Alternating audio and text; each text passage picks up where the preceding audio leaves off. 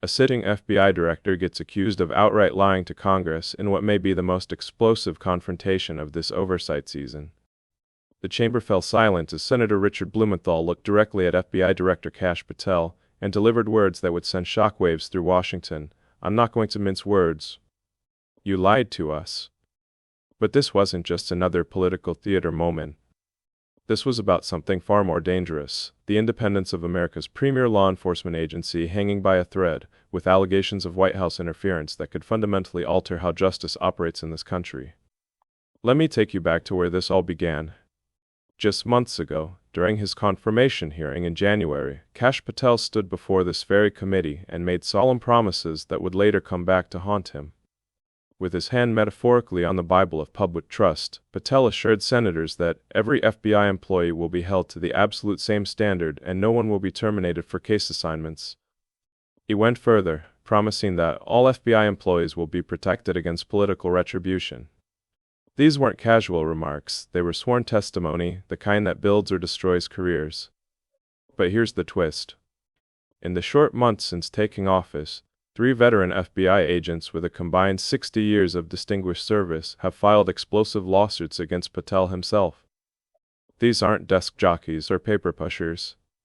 We're talking about agents who've rescued hostages from terrorist cells, saved children from predators lurking in the darkest corners of society, and dismantled drug cartels that poison American communities.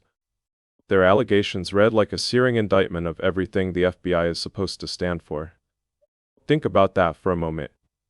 Agents who've dedicated their lives to serving justice because they believe he's betraying the very principles they swore to uphold. This wasn't just about 3 disgruntled employees. The FBI Agents Association, a voluntary organization representing 14,000 members, which is 90% of all active agents, took the extraordinary step of publicly rebuking their own director. In a statement that should send chills down every American's spine, they declared that Patel's actions distract agents from their work, foster fear that their assignments could cost them their careers either now or under the next administration, and increase the risk of criminal and national security threats by undermining unity and morale within the Bureau. When 90% of your own employees are essentially saying you're unfit for the job, that's not politics, that's institutional collapse in real time. But Senator Blumenthal wasn't finished. He pressed deeper, asking the question that gets to the heart of American democracy. Has anyone from the White House contacted you about personnel decisions? It's a simple question with profound implications. Because if the answer is yes, we're not just talking about broken promises, we're talking about the weaponization of federal law enforcement.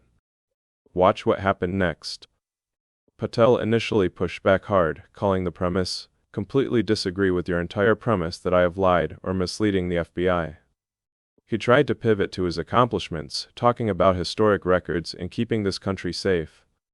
Classic deflection, but Blumenthal wouldn't let him escape. "Let me just ask you to answer my question. Has anyone from the White House contacted you about personnel decisions?" And here's where the walls came crashing down.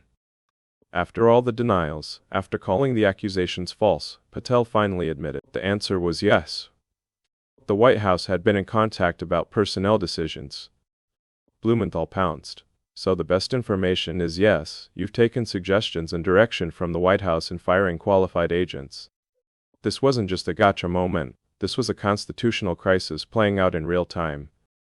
Because the FBI isn't supposed to be the president's personal enforcement arm, it's supposed to be independent, impartial, above the political fray. The moment it becomes a tool of partisan politics is the moment America stops being a nation of laws and becomes a nation of political convenience. But here's what makes this even more chilling. This isn't some isolated incident in American history. We've seen this movie before, and it never ends well. From J. Edgar Hoover's surveillance state to the controversies that have plagued recent administrations, the FBI has always walked a razor's edge between serving the public and serving power. The difference is that now, that line isn't just being crossed, it's being obliterated. Patel's defense was telling.